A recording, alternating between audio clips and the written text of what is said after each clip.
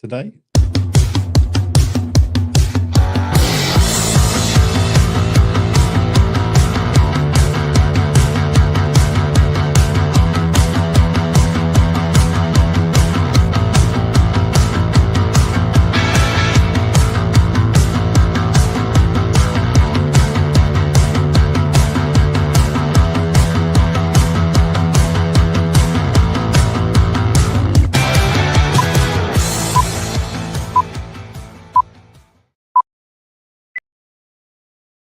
Good morning, everybody, and welcome to Ask the Accountant, part of the Ask the Accountant Network, a podcast network for accountants and bookkeepers, supported by our Patreon community.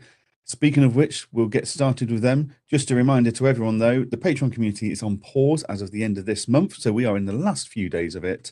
We will be bringing it back at some point in the future, once we have come up with a system of how we're going to manage it properly and continue to deliver enough value after Lizzie betrayed us and went over to TaxCalc, which I'm thrilled about. I'm proper Jekyll and Hyde about this still. So big shout out to our highest levels of Patreon supporters, which are Peter Richardson, Mahul, Kirsty St. John, and Paul Whitehouse. Thank you for your continued support over the last few months. So yeah, that seems like a shorter intro than normal. But hey ho, this is episode 195. It is the 27th of July. My name's Joe Hangori, and I am joined, as per usual, by my co-host, Mr. Aaron Patrick. Aaron, how are you, and how was your weekend? Weekend was good. I'm tired. I'm not going to lie, I'm tired. These 5 o'clock starts, well, 4:45 starts are starting to take its toll a little bit. But what a weekend. We got to witness Lando Norris back on form. That was good to see, wasn't it? We enjoyed that. Was it one of the most exciting Hungaroring races we've had in a long, long time? So we enjoyed that. Which says a lot, because it wasn't overly exciting as a race in the grand scheme of things. I don't know. There was something going on every lap. Hey, we've had some terrible Hungaroring ones, but it was good. But yeah, no, really busy week last week. Really positive. Some really good stuff happening. We're setting sail on a lot of new innovations and updates in the land of AAG with Bofix and everything else. So it's good. It's really good, actually. And then same again this week. We've got a couple of really important meetings and chats and everything else. So yeah, it's all good. What about yourself? Yeah, have a good weekend. Have a good week. Is it? I suppose you're back, aren't you? You're back in your own domain. Back in my office. Came back Thursday. It's been a really productive couple of weeks. Jade's my ops manager, for anyone that's not aware. We actually said to each other on Friday how nice it was that we've had time to be leaders of the firm and to be rolling out new initiatives and discussing new initiatives and stuff like that. Although, just a FYI, turns out if you start rolling out things like HR platforms, the team gets spooked and think you're about to sell the firm. Had to deal with that on Friday. So for the first time, we've got a proper HR platform. We're using Brief HR. Jade's done loads of one-to-one interview meetings with her team members that report into her, so that they can go and do one-to-ones with their team people. I need to do some myself. I'm going to do those over the next couple of weeks. But then I called an all-team meeting tomorrow, thinking I'll go through all the new HR stuff. I'll explain why we're standardizing things. The automatic assumption was Johan's going to announce he's selling the firm. To be quite clear, I am not. But yeah, it's weird how people's minds work, isn't it, when you're just trying to improve things for the better. So yeah, it's been productive. Lots and lots of little projects getting tied up and done, and just removing me as a bottleneck from all the different areas that I'm a huge bottleneck in, basically. So yeah, been really, really good. I've actually enjoyed seeing the productivity over the last couple of weeks. And I'm hoping for the next couple of weeks to be the same, because they're very quiet in the diary. Although I'm away. That's good. I'm away Thursday, Friday, Saturday, Sunday to a client's wedding. So in Spain, of all places. So Right. I'll take that. That sounds like a business trip to me. But yeah, so brilliant. Well, let's catch Before up. we go to that, just a FYI to everyone listening who may have been confused. Since Lizzie's left, for some reason I can't get into the Instagram for Ask the Accountant. So at the moment, don't message us on there because we can't reply back.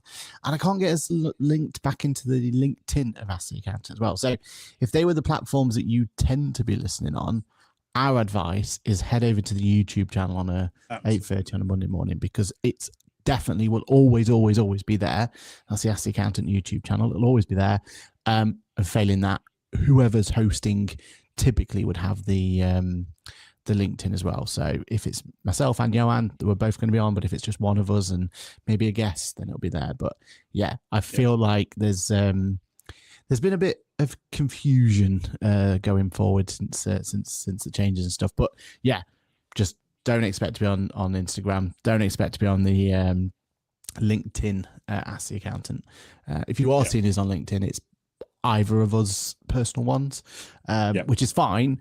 But I wouldn't recommend that as your only place to listen to us, because if either of us aren't on, you won't see it going there. So the best bet is that YouTube video, Ask the Accountant. Absolutely. And that way you can also see all the other content we're producing, because everything goes on the YouTube channel. It can be a bit sporadic on all the other channels. So yeah, all of our other episodes and stuff are on YouTube. So it's definitely the place to go, subscribe, and so on and so forth. And while we're apologising, I suppose I best also own up. It's me that keeps missing the podcast release window. And I know we've had messages, and I am very sorry. We're trying to figure this out, trying to understand how this is going to work efficiently going forward. But the aim is it's 6 a.m. on a Wednesday that it goes live. If it doesn't, just keep messaging me, because it's actually quite a good reminder for me, and I will strive to do better going forward. Brilliant. But yeah, like YouTube's definitely the place to go and do it and interact with us. The comments seem to come through quicker on YouTube as well than they do on LinkedIn. There's normally a bit of a delay there. So yeah, definitely use YouTube going forwards. Brilliant. Right. Well, let's have a chat with our community that are on both LinkedIn and YouTube this morning. So as per usual, Cheryl is there at 8:30 on the dot. Good morning. Significantly cooler today. Hope everyone had a good weekend. I had rain all day yesterday. I was so happy that we had rain pretty much all day in Edinburgh yesterday. It was wonderful. Nice. So yeah, although apparently the heat wave's on its way back. So is it really? Enjoy it while it lasts, people. Kirsty St. John says, good morning all, bright and sunny here over in March in Cambridgeshire, sorry. Paul Whitehouse says, morning all. Good morning, Paul. Amy Hancock says, good morning. Suzanne says, morning. Lisa says, happy 17th. Was it 17 years of owning a practice this month for Susanna? Oh, happy 17th anniversary. Lisa Mullahund says, good morning. Mahul says, good morning from bright and sunny London. I hope everyone had a great weekend. We did. Thank you, Mahul. We hope you did too. Nicola Gardner says, good morning. Good morning, Nicola. Paul Ingram says, morning, everyone. Good morning. And LinkedIn user says, morning all. Unfortunately, LinkedIn user, your ID's not been shared with us. I think it would be down to a privacy thing on your end, but that is fine. And Suzanne says, a little late, but good morning. Good morning, Suzanne. And Greg from Australia is here. Good morning to Greg. Morning, gents, he says. You see, what other podcast hosts remember people's like, oh, it's your 17th anniversary today, and Greg's here from Australia without Greg saying he's from Australia. Like, yeah. It's please tell me that is not a pint of lost lager you're drinking at this time of morning. No. This is purely cranberry juice. Don't worry. Brilliant. And Suzanne says, thank you. You are welcome. Right. We've got some topics to go through. It's going to be a bit tech focused this week, guys. I'll give you a fair warning. So we'll try and start with the AI stuff, and we'll try and move on as quickly as we can, because we know this is like Marmite for most of our audience. They either love us talking about it or they hate us talking about it. So ChatGPT work has been out and about for about a week or two, and you've been playing with that, Aaron. Claude Opus 5 came out over the weekend. Now, I don't think Opus 5 is the real headline here, but we'll cover it anyway. And we'll go into the sub-headlines that I think are more impressive. So ChatGPT work is ChatGPT's answer to Claude Cowork, basically. Now, Stephanie, who's not on the comments this morning at the moment, did put a public service announcement out on Saturday on LinkedIn to say ChatGPT was down, and it was. I don't know for how long in the end, but it was certainly not working for a period of time. But yeah, Aaron, you've played with ChatGPT work. Talk us through it. What are your thoughts? Well, first of all, it's good to have ChatGPT back full time in my AI rotation. There was a long time when I mean, you definitely had the point where you were just completely thinking about just getting rid of it. It's gone. You know, oh, it has officially gone now. I know. I don't even use it for home stuff anymore. The new Siri is good enough for you, right? Yeah, more than good enough for that.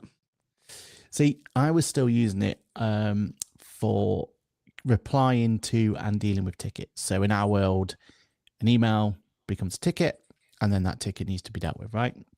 And I've got a great team, and majority of the time the team will be on top of it and they'll be fine.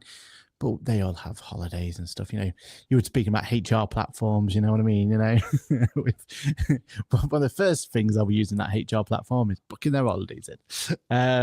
And there's always going to be times when, you know, they're stretched or what, you know, and there's times where we've just got to jump in and deal with things, right? When I've been dealing with them, I've still been using Atlas. And if you remember, we were raving about Atlas when it first came out. That was ChatGPT's answer to building their own browser. And I mean, you went straight into it. I mean, I was never going to be as as bold as you were, but you. It didn't last long, though, did it? It didn't. But for a brief period, that was all you ever used, right? You were just using that. Yeah. And for anyone who's not used it, the concept's really straightforward. It is your typical browser, but with a ChatGPT chat box on the right-hand side. And the cleverness was it could see what you're doing and kind of prep and everything. And for answering tickets and for dealing with mundane tasks and all that sort of stuff, it was actually really, really useful. Had some flaws with it. We moaned about it at the time, and they still never fixed it. The idea that it wasn't sharing, you know, if you went from one device to another, it wasn't kind of syncing up or anything like that. So if you had one device, absolutely fine. But for people like me and Johan, which has multiple devices, it was getting frustrating, right? And go through from that. But that's what I was using ChatGPT mainly for. It was that answering questions, speeding up response times, being efficient, that sort of elements to it. They released ChatGPT work, which for me was like, oh, okay, this will be quite good. And day one of use of it, day one of it being released, I played around with it, started to kind of get my head around it. And I had a task to do, which had 350 different elements that needed to be updated. So I had to go in, repetitively update something 350 times, right? Got ChatGPT work onto it straight away. It logged into this platform. It was able to get that job for me, and it was able to complete that with me. I did it 50 at a time just to be kind of safe with it and everything else and try and work my way around it and everything else, but completed that task, no problem whatsoever. So day one, that's working. I then went back to my Atlas to find a nice little pop-up saying Atlas is being retired, which scared the bejeebers out of me because this was my way of, I felt like I was on cheat mode because I was being able to kind of complete all these client queries and client questions and ticket management, all that lot in like hardly any time at all, because it was being able to context of, oh yeah, well, I remember seeing that there, and I remember seeing that here, and I remember seeing that there, because it could see when I was last into Engager, and it could see when I was last, you know, when the job was done and stuff like that, right? Like it was providing me prompts to go, oh, by the way, this, and this, and you could go back to the client nice and quick. That it was beautiful at that sort of thing. So the fact that it was taken away from me, I got very, very scared. But then looking a little bit deeper, The reason they're getting rid of it is because they brought all that functionality directly into ChatGPT itself. So the idea is you ask your question like you would normally do, but on the right hand side, you can now open up a browser and you can basically create Atlas, all the functionality that was in Atlas, directly in ChatGPT. So that's how I've been using it. The work side of it, very similar to CoWorks in Claude. There's not really much difference there. It's kind of caught up. But what I think it has done way better than Claude has is because it's got that browser built directly in, and you're not using that Chrome extension people might be using on Claude, where you're trying to kind of like work with your Chrome within Claude. And for me, it was a good concept, but it never gelled with me. I was always like fighting it all the time. I was like, well, I've started a conversation in my main Claude, and now I've got to try and bring that conversation in here. Do you know what I mean? It just felt like I was like battling it all the time. Whereas this one, if I've got a conversation going with ChatGPT, and I'm like, oh, that'd be really useful if I could get some context for it, or if it could update something for me, or whatever I need to do with it next, I literally can just get into that browser, go from there. You're in full control of what it can see and what it can go into and everything else. It's got its own kind of password manager that you can keep on top of.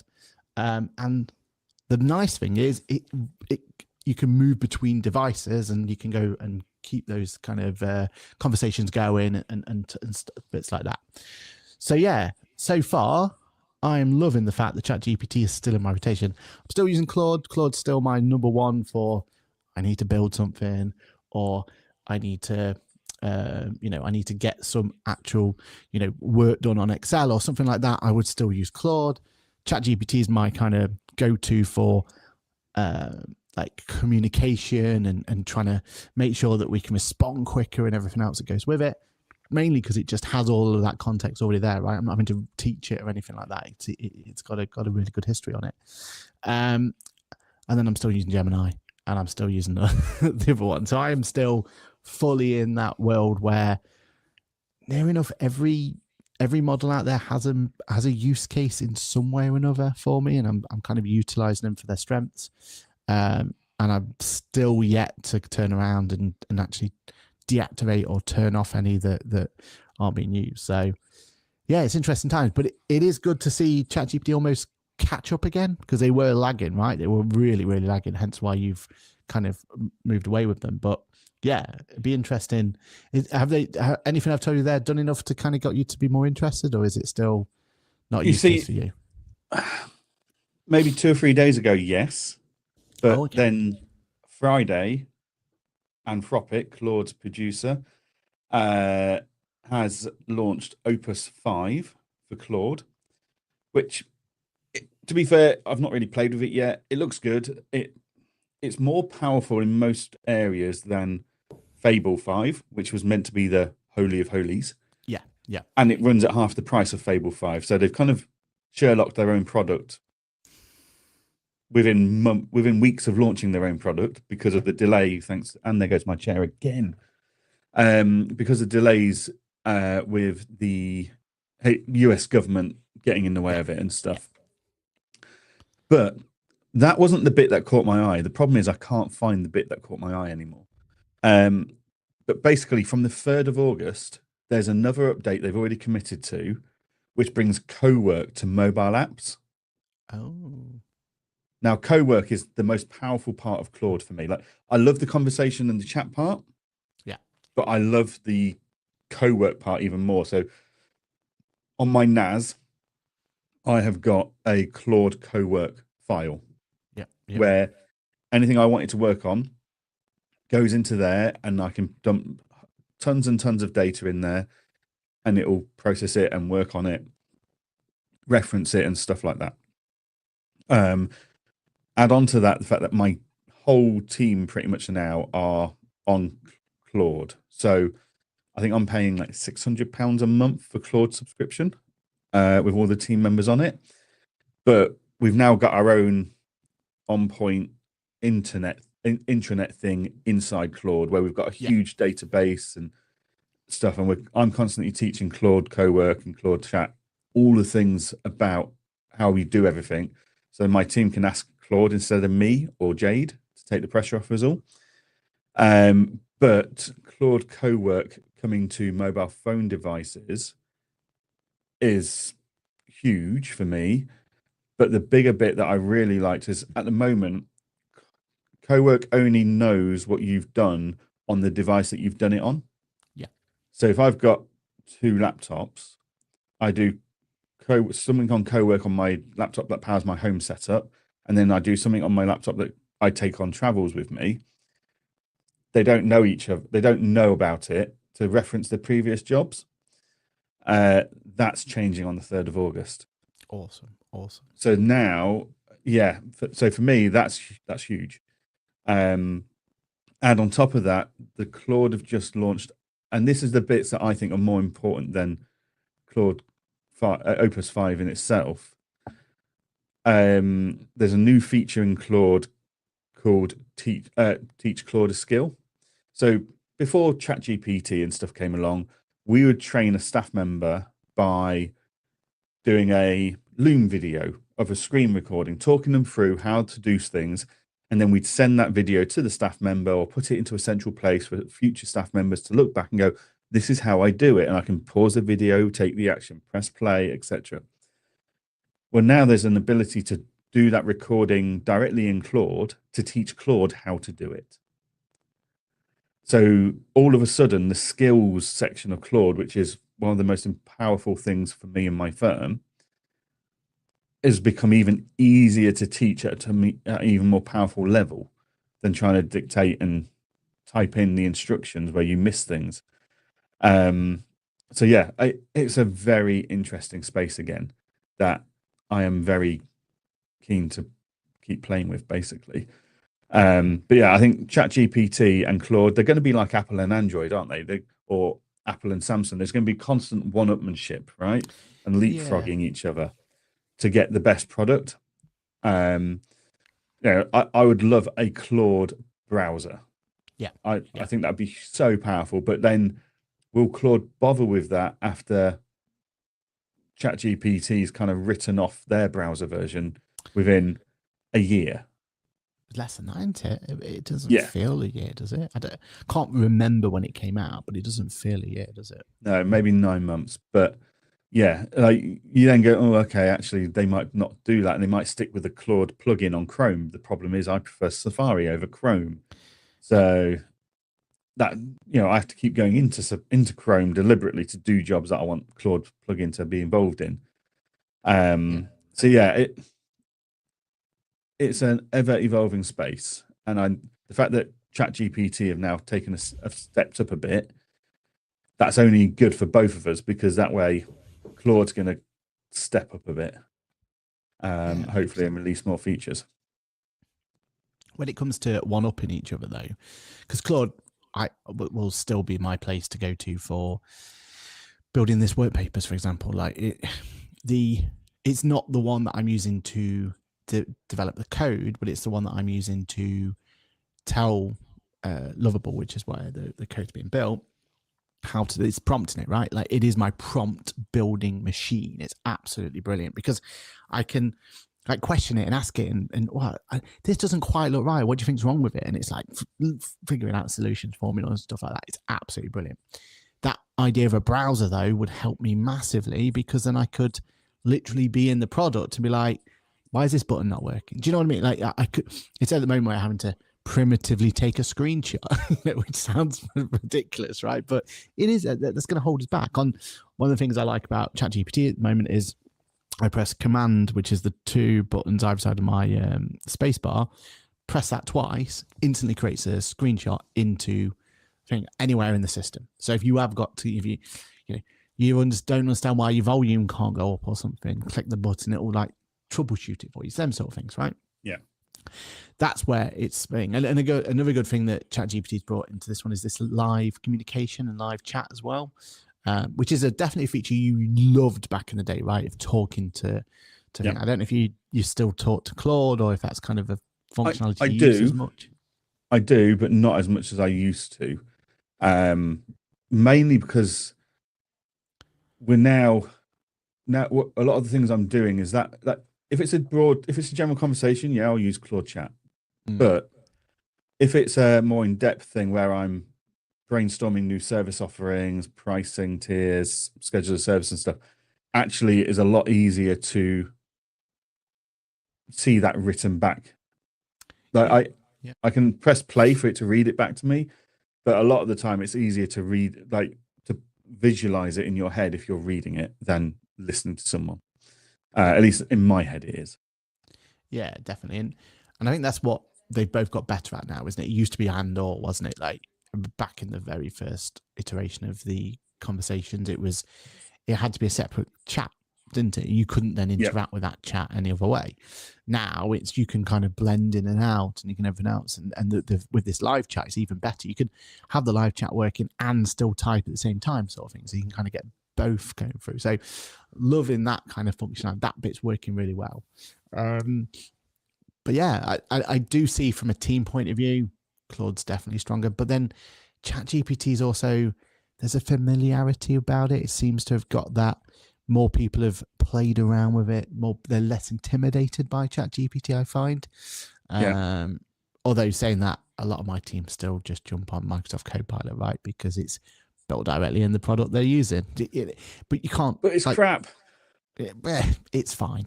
It's okay. You know what I mean? Like, there's levels. It's to this not game. on so many levels. Like, true. Even drafting emails, it's crap compared to other stuff other tools out there. Like, no. Copilot's just not even. It's not even anywhere close. It's like saying you're using BlackBerry today. It's like, it's had its heyday. Yeah, it's like using Xero to a bank rec. Do you know what I mean? Like, it's just not built for it. You just can't. It's not built for it. But yeah, right. Jade, my ops manager, preferred ChatGPT because it's like, I've been training it. It knows how I like my responses. I was like, yeah, but I literally gave her a prompt to put into ChatGPT to get all of that training and memory out, copy and paste it into Claude. Oh, it's just as good. Yeah. Yeah, it is. It's just training them, isn't it? On that one, it is. Yeah. But the power, like the amount of time we're saving. So I've built a Claude skill for VAT reviews. Yeah. Because yes, QuickBooks has got a VAT review tool. Xenon's got a VAT review tool. Xero doesn't. Free Agent's got one, but they're all different. They all work differently. Yeah. And they're also all data driven. There's no intelligence. Whereas one we've built in Claude, it standardizes it across the board, regardless of what software a client's using. The outputs are standardized, and the thinking and the logic behind it's standardized because I trained it. Mm. So the whole team now uses that, and they're all finding it a lot quicker and more accurate and a lot more powerful for doing it. We've built a work in papers process skill set, so that's all standardized. Like it's doing most of the work for us now and spitting out a spreadsheet with the final bits that we need to look at as well.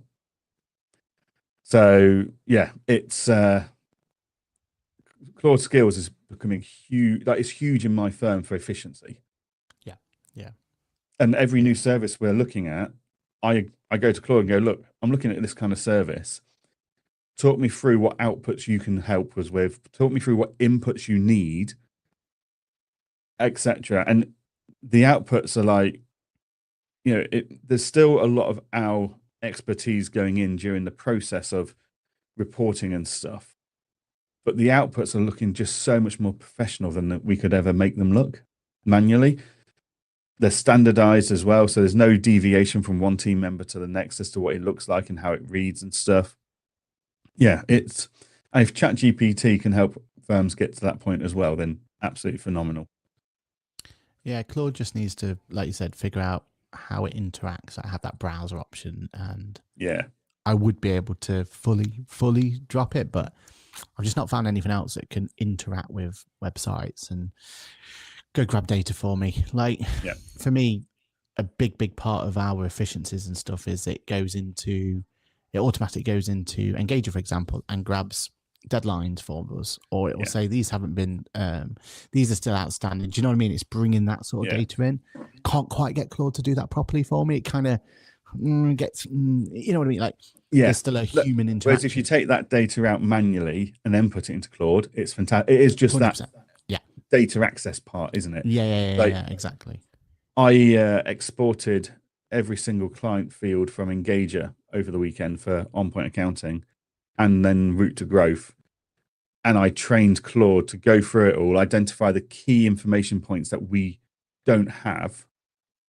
So it went, so basically, for example, it's like, you know, what I asked it, what do you think are the key information points? And then it spat out this huge report for me and basically gone through all 1,000 odd clients and identified, well, this client's got self-assessment on, but we haven't got their date of birth or their national insurance number.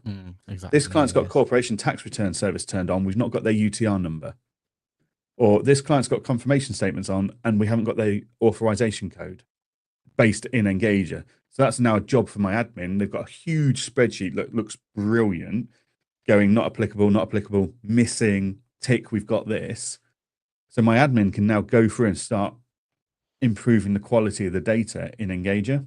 Yeah. Now, some of that data we have got, you know, it's in Inform Direct or something like that. What we haven't necessarily got is it all in Engager, which is where it needs to be. Yeah. And some of it's like, oh, it's a new client they've only recently onboarded. We know we're waiting for information, but it's good to have that overview. Whereas if I asked someone to do that, I mean, it did that in under 10 minutes. Yeah, exactly right. Yeah. If I asked someone to do that, I'd have lost them for a week and come back with a half-baked, semi-okay job. I suppose the only advantage of sending a person to do it is they would probably update it as they go along, right? And that's the thing again where Claude is losing out a little bit, and that's where ChatGPT does have that added advantage at the moment because, like I said, 350 tasks needed doing. I just set it off to do it. Yeah, I had to keep an eye on it. I had to look after it. But that's the same as if I'd have sent a junior to go do it, right? Like, you say it's no different to having a junior sat on the desk next to you doing work, and you supervising them. So, yeah, exactly.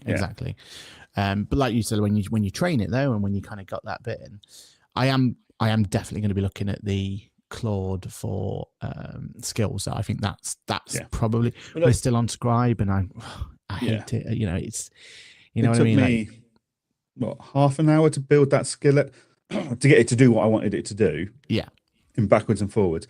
But I've now told it to keep that as a skill. So now once a week, one of my team can go into Engager, pull all the data, put it into Claude, and run that skill, and I can guarantee the output. Exactly. Yeah. Which is huge. Yeah, it's good that we've kind of got to this point where it's like the F1, isn't it? Like, it's all about micro efficiencies now, isn't it? Like, clearly Claude and ChatGPT are the F1, ahead of the game sort of thing. And it's where can we win, 0.5 of a second here? And do you know what I mean? It's them sort of conversations we're having at this point. Yeah, exactly. Right, let's go through the comments because we've had a few in, as we normally do when it comes to AI. LinkedIn user says, sorry, James Edwards here, being the LinkedIn loser here. We'll join on YouTube next time. No problems, James. Welcome. Ashley Leeds. Hello, Ashley. It's been a while. Good morning, gents. How are you doing? I'm loving your new office looks. Where did you get the paneling? I got mine from Amazon. But I know B&Q stock it because I've seen it and cried at the price of it. But Amazon was a bit cheaper for me in the end.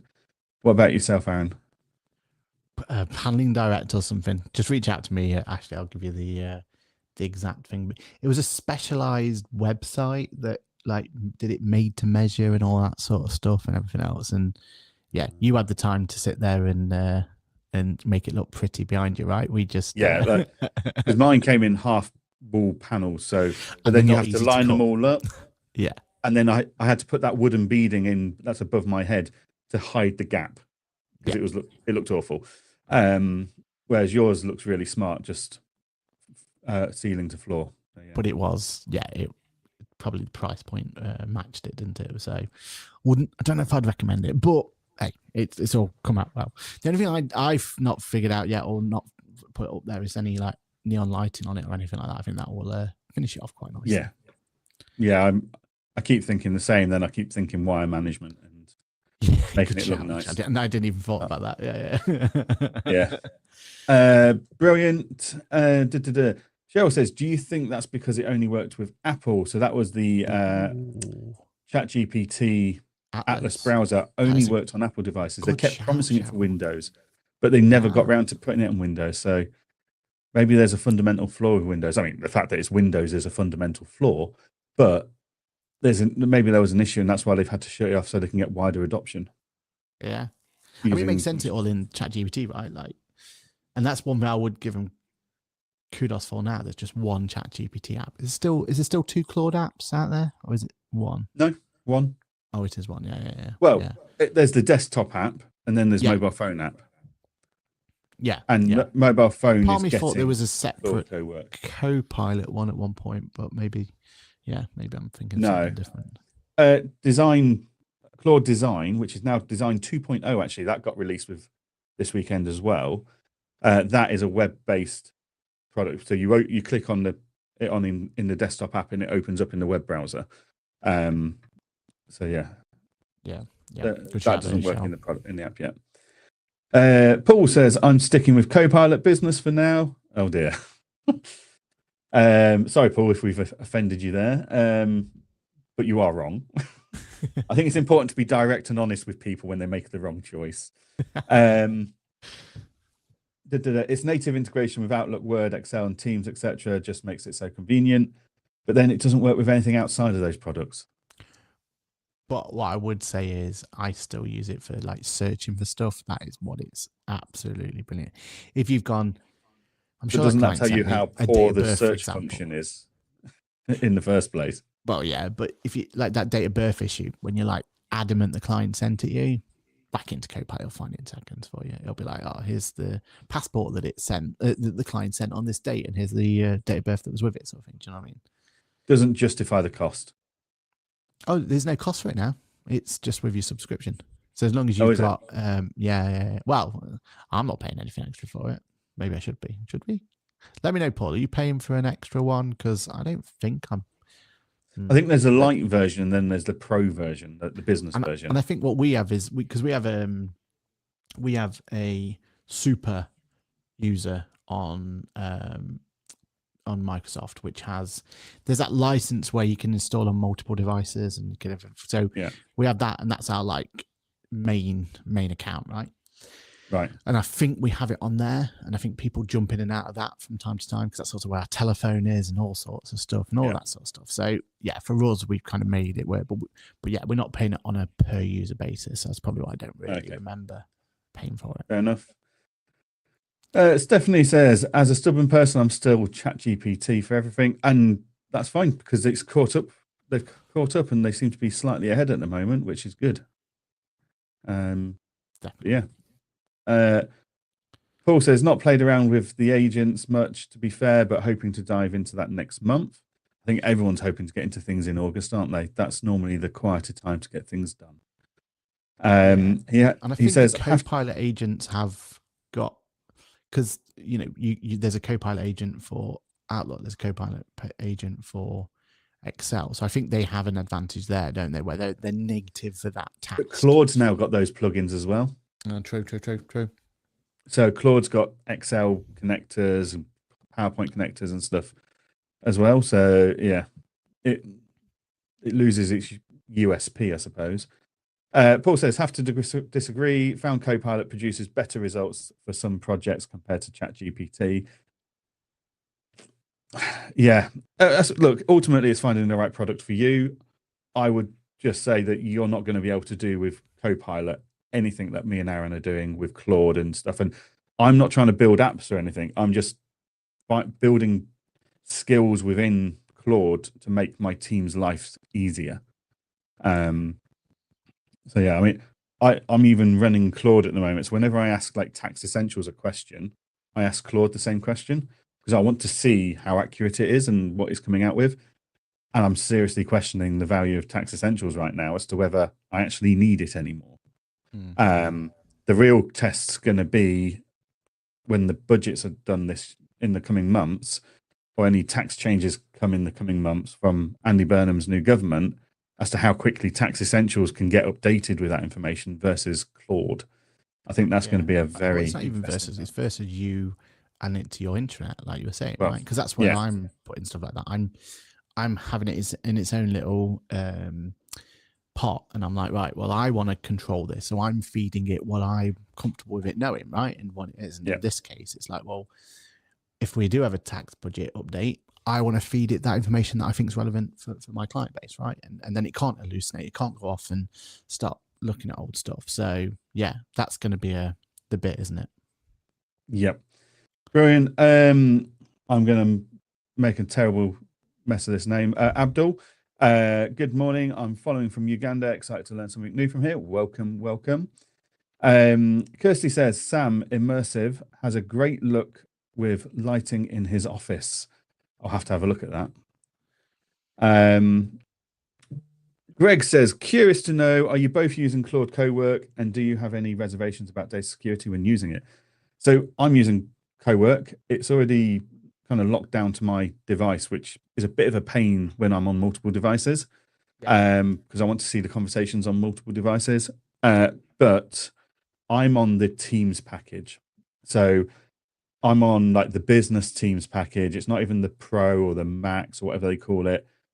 And the reason I'm on that one is because it comes with a written, legally binding document written by Claude that absolutely forbids them using the data I put into it or my team put into it for any training or anything. Like other Claudes have got a switch where you can go, oh, don't include my data. But that's not legally binding. Whereas the business packages for Teams and Enterprise with Claude come with that legally binding paperwork, which means they cannot access it, they cannot view it, they cannot use it. So I know it's totally secure.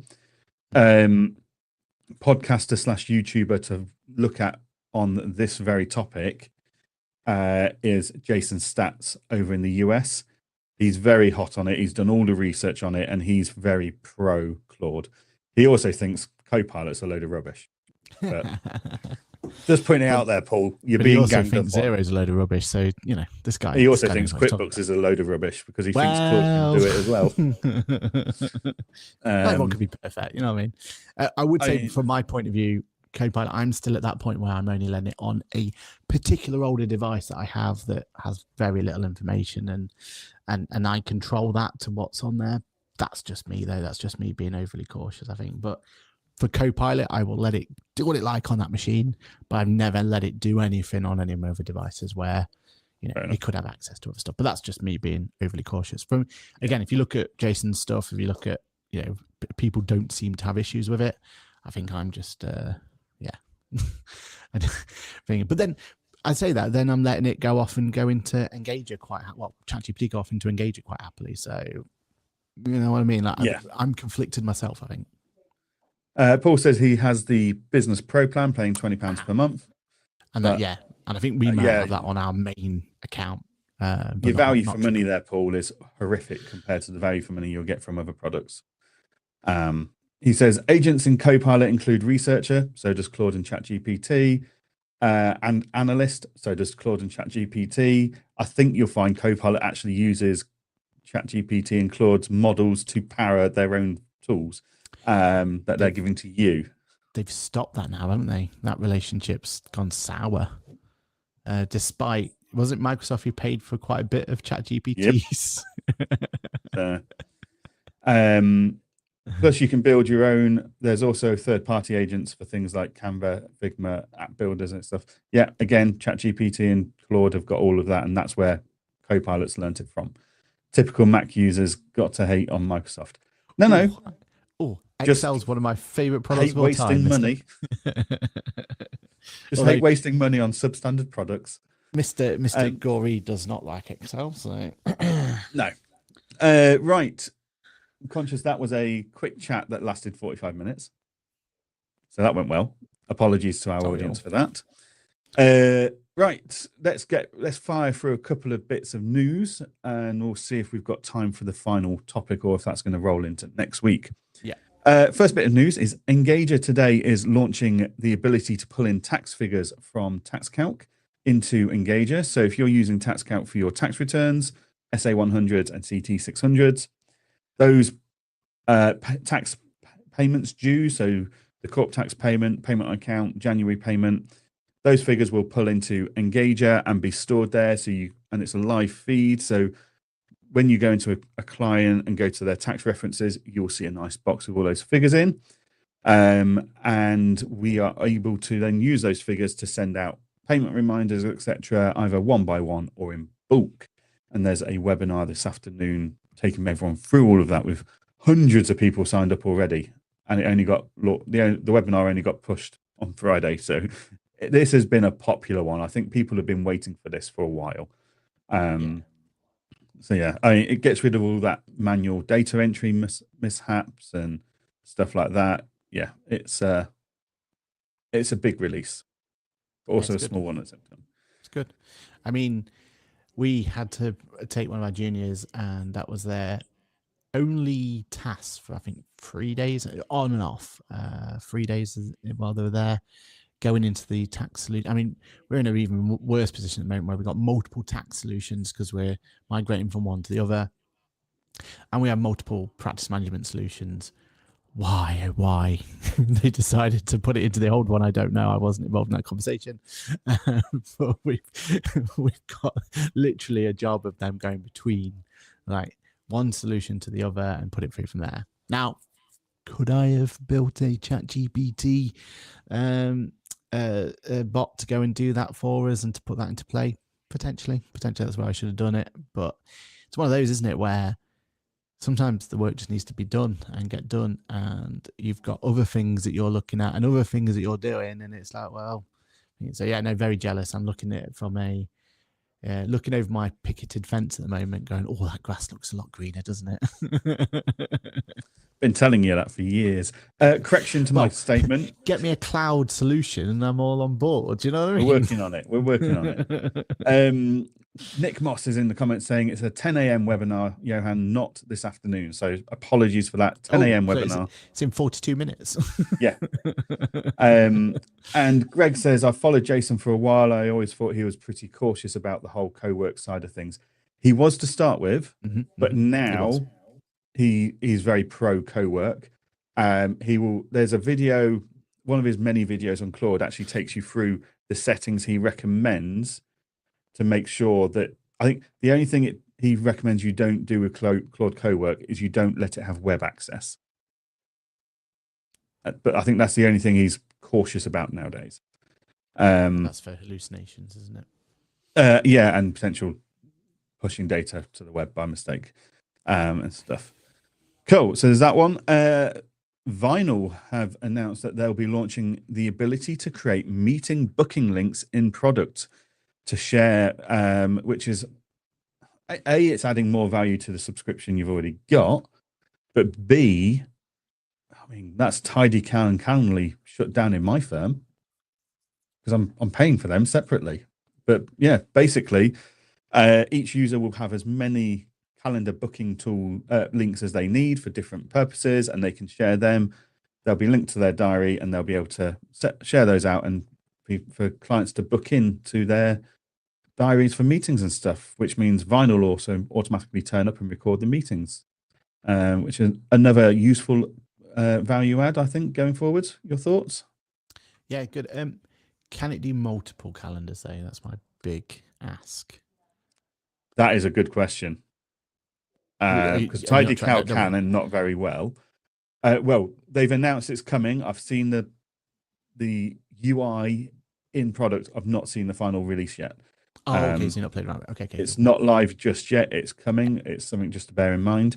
My expectation, it wouldn't just, and that's not dissing them, but it's more of a Calendly's the only one that's been able to make this work so far. Yeah, TidyCal can, but it makes an absolute dog's ear of it. It's terrible. The only reason I have Calendly is because it looks at multiple calendars. That's the only reason. For my whole team, though, they're on TidyCal at the moment.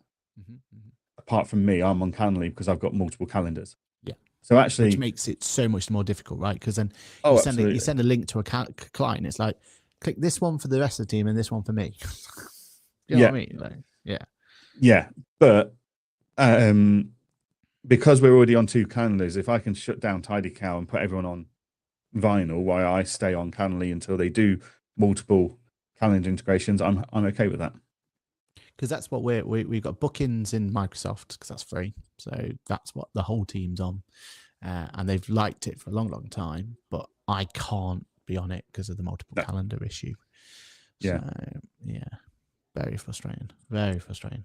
But I wouldn't expect it to maybe they'll surprise me, but I wouldn't expect it just because that seems to be something that Calendly's perfected and got working. I think that's their USP these days, isn't it? Yeah, absolutely. Okay. We've only got 9 minutes, Aaron, for you to rant. Do we want to move this topic to the next week so you've got more time, or can you summarize it? I think we start now. Like, we'll do a 2-parter.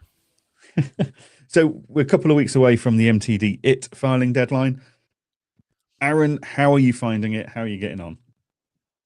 Honestly, from a client point of view, it's been fine. Like, we've had a handful of clients who've been problematic, but mostly like getting it all in.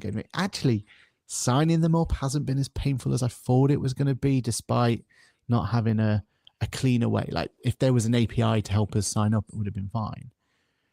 My biggest problem is and there was a great post by Stu on LinkedIn about this one, Stu, free agent Stu, talking about how just be very careful because HMRC list has got all of their approved software, right? But that approved software doesn't seem to have been validated or looked at properly, it's interesting to find out what that criteria to get them on that list is, because there are certain and quite high profile solutions. We're not going to start naming and shaming them here, but we're talking probably some of the most popular pieces of software out there saying they can do X, Y, Z, and they can't. And that has become a real problem. Even I've been raving about a particular piece of software that I wouldn't normally rave about, going, I'm going to be using that for my MTD solution for this use case because they're nailing it, right? Like, that's my pain point and they're solving that pain point. And then I go trying to develop on and actually like roll that out, and it's not actually working, or it's not even in product. And that is very naughty, right? Like, we can't be telling people on a HMRC approved list that your software does X, Y, Z, and it not delivering on that. So that's been my biggest frustration. And again, that's big boys as well as the smaller ones, like just not pulling it through. I feel for some clients because they've been using software since day dot and they've been really liking the software, and then that software has just never been MTD approved, and now they're having to migrate over. So that's been like certain pockets of pain point. My biggest pain point, I know you follow the same, is just this whole having to authorize time and time again with HMRC. Like, we've got to find a better way for this, right? Having to put through my credentials, so my driving license, my national insurance, my date of birth, how much money I've paid to HMRC every, my last payment to HMRC. Like, that sort of information that I'm not going to, pass to my team to start putting in on my behalf. And also, it's not the sort of information I expect my team to provide their own, information on. That just, there's like, it feels like you're crossing a line there, asking your team to put that sort of information in. So it's got to be my information. If you haven't got the self-assessment stuff, like most of your team won't have self-assessments. So it's going to rely on credit reference information. Just doesn't, it morally doesn't feel right. Like it feels like we're crossing a line there and we're asking for way too much of an employee to start putting that sort of information in. But then if it's down to me having to do that, that is a big chunk. And I did a rant on LinkedIn about it. There was this, I was doing a video, and I know when you're doing a video, I'm kicking a lot of ties here and I'm having to reset things and put things in, and I'm moving a chessboard around, right? Like, I'm not typically doing what a typical, standard punter would have to do. But since 1st of July, I've put in my credentials now, 10 times now, 12 times now. And then I've had to put it on multiple other software as well, right? Like it's becoming tedious and it's becoming a real pain point that I just think they need to solve ASAP. The next issue we've got is because one of the questions is how much did you last pay HMRC for your self-assessment? Well, as of this week, how likely is that to be looking at the right number? In fairness, it does update pretty quickly, and it does normally fall in. But that's you having to update, because I don't know about you, but I have an Excel spreadsheet or whatever document. I've just copy and pasted this point because I've done it so many times, right? Yeah. I've got to now update that, and I've got to, you know what I mean? Like, and I wouldn't mind so much, but it just the pain of having to put in how much I paid each time. Couldn't they found a less infuriating question? Do you know what I mean? Like, they want me to help them like collect more taxes on their behalf. Stop asking me how much I've just paid you. we don't have to do this for MTD VAT yet. That's my concern, is they think this is such a good idea that they bring it in for MTD VAT authorization as well. Yeah. I know Sam from HMRC occasionally listens and is here live occasionally.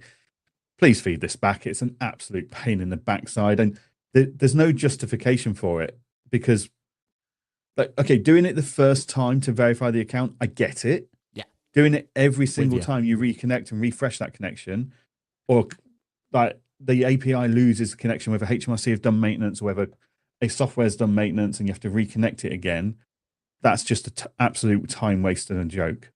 Like, we had it back in the day where every time you added a new client, it then had to reauthorize. So every single time you had it, so we just had to do it in batches, right?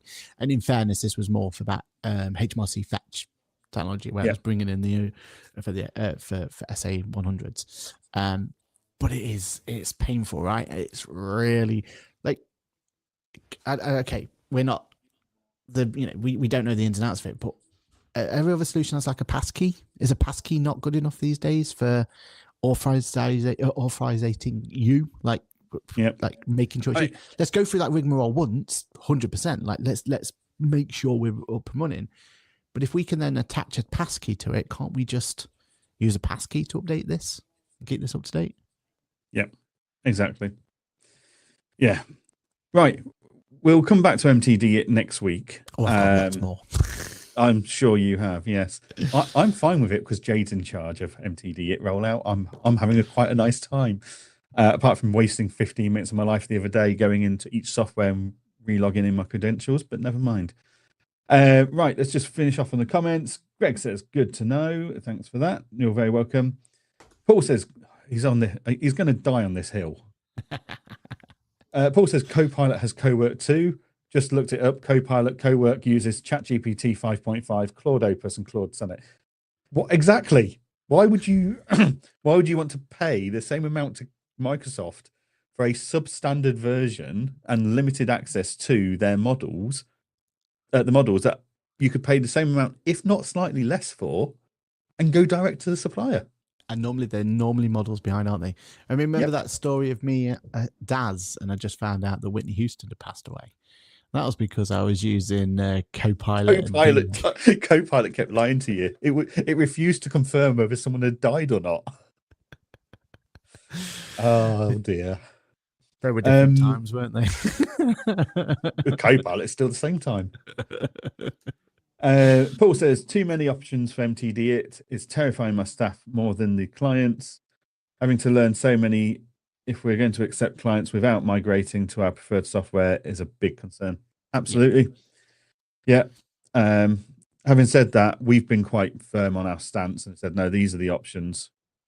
And because we've got tax calc bridging software, we've got an option where the client doesn't have to be on software at all. Yeah. So, yeah, whereas all our other clients, they're either on QuickBooks Zero or Free Agent, and they are the options, and we are done. Yeah. But even that, depending on, well, we'll talk about it next week, but yeah, there's, depend on the scenarios and the things, not even those free software will always be enough because there's certain criteria and everything else. But yeah, it's been an eye opener. But hey, look, What are we're you in it. working on this week, mate? What are you up to?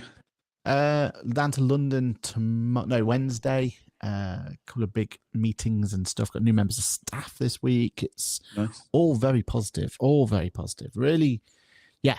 I'm in a really good mindset at the moment, and we've got some really good opportunities. And I feel like my work papers might be done, or at least done to a point where, yeah, I can. I don't have to do it every single day. So yeah, be good. And we should be closer to launching MTD Watch series we want to bring back. Reminded me having this conversation.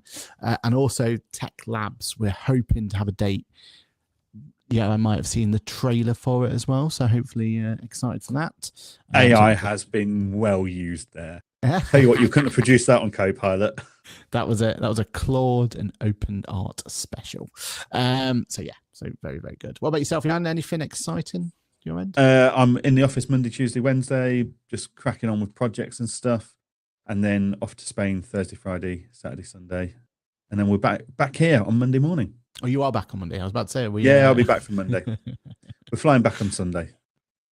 I think it's only appropriate we finish with this comment. I know I've already put it once, but yeah, put it up again. 10 a.m. start. It is for the Tax Calc Engager website webinar this morning. If you want the link to that, you can find it on any of our team's LinkedIn pages and stuff like that, in the Facebook group, etc. Yeah, big release. Big release. Nice one. Brilliant. Right, well, that concludes today's episode. I do apologize about the 45-minute AI chat. I blame Paul Whitehouse for bringing it up that you're using such an inferior product. Me and Paul are both going to be on separate hills, aren't we? There's me on my zero reconciliation hill and him on his Copilot hill. Meanwhile, the rest of us are getting on using Claude and doing things properly. Yes, yeah. Brilliant. Thank you, as always, though, for all the comments and stuff, guys, in the chat. We will be back here this time next week for the continuation of the MTD IT conversation and to discuss anything else happening in the world of the accounting and bookkeeping world. See you all next week. Goodbye. Bye.